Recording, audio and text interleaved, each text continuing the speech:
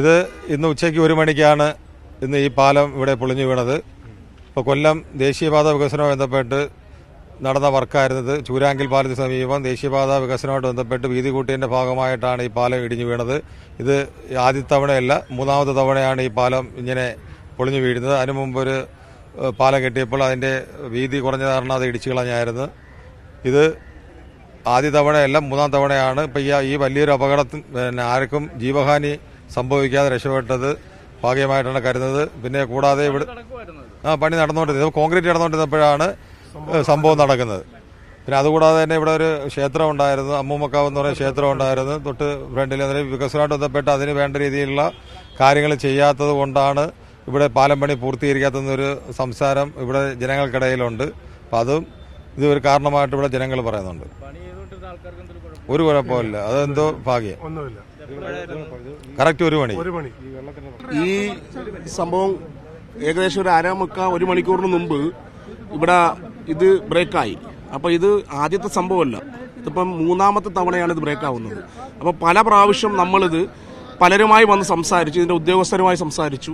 ഇതിനകത്ത് ഉദ്യോഗസ്ഥർ, നമ്മളെ സർക്കാർ ഉദ്യോഗസ്ഥർക്ക് നമ്മൾ പരാതി കൊടുത്തിട്ടുണ്ടായിരുന്നു. ഈ കമ്പനിയുടെ ഉദ്യോഗസ്ഥരുമായിട്ട് നമ്മൾ സംസാരിച്ചിരുന്നു പല പ്രാവശ്യം.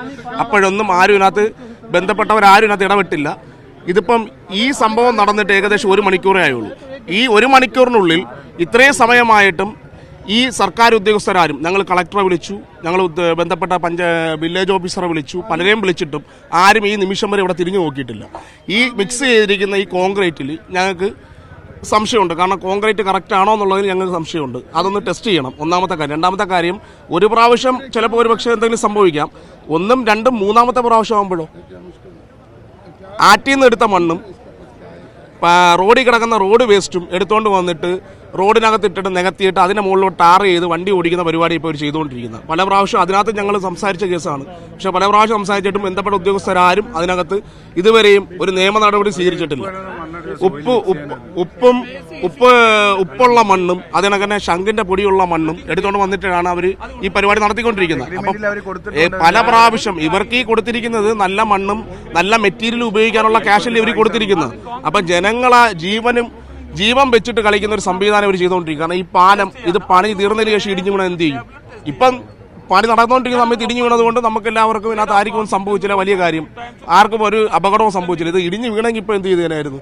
ഇത് പണി കഴിഞ്ഞതിന് ശേഷം ആൾക്കാർ സഞ്ചരിക്കുന്ന സമയത്താണ് സംഭവിച്ചതെങ്കിൽ വലിയ പ്രശ്നങ്ങൾ ഉണ്ടാവത്തില്ലേ? അപ്പം അത് ഒഴിവാക്കാൻ വേണ്ടിയിട്ടാണ് നമ്മളൊന്ന് സംസാരിച്ചത്. ഞങ്ങൾ 1 മണിക്കൂർ കൊണ്ട് ഇവിടെ സംസാരിച്ചുകൊണ്ടിരിക്കുക. സംസാരിക്കുമ്പോഴൊക്കെ ഈ നിൽക്കുന്ന ഉദ്യോഗസ്ഥൻ, ഈ കമ്പനിയുടെ ഉദ്യോഗസ്ഥനാണ്, ഇദ്ദേഹം വളരെ മോശമായ രീതിയിലാണ് ഇടപെടുന്നത്. കാരണം ഈ ക്രെയിൻ എടുത്തുകൊണ്ട് പോകാൻ നോക്കി, ഞങ്ങളത് തടഞ്ഞിട്ടു. 2ാമത്തെ പ്രാവശ്യം വീണ്ടും അദ്ദേഹം വന്നത് അതിൻ്റെ ഡ്രൈവറെ വെച്ച് ഓൺ ചെയ്തു, ഞങ്ങളത് തടഞ്ഞിട്ടു. 3ാമത്തെ പ്രാവശ്യമാണ് ഇപ്പം നിങ്ങൾ വന്നപ്പം ഇത് എടുത്തുകൊണ്ട് പോകാൻ നോക്കിയത്. കാരണം ഇത് ബന്ധപ്പെട്ട ഉദ്യോഗസ്ഥർ കണ്ട് അതിനകത്തൊരു തീരുമാനം ഉണ്ടാവണ്ടേ?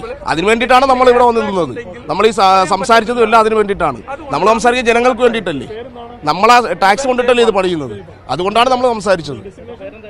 സിയാദ് വെൽഡിംഗ് ബ്രേക്ക് ആയിട്ടാണ് അത് വെൽഡിങ്ങിൽ ക്രാക്ക് ഇരുന്നിട്ടുള്ളൂ. അതുകൊണ്ടിട്ട് കൊളാപ്സായി.